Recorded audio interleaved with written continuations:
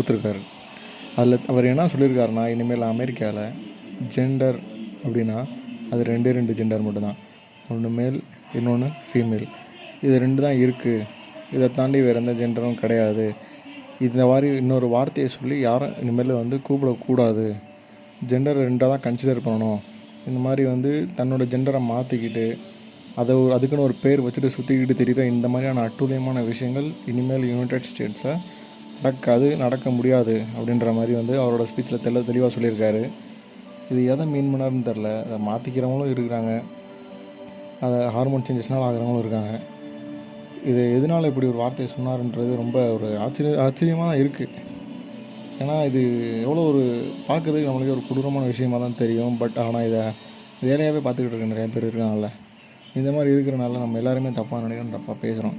இதை பற்றி நீங்கள் என்ன நினைக்கிறீங்கன்றது உங்களோட கருத்துக்களை கமெண்ட்டில் தெரிவிங்க.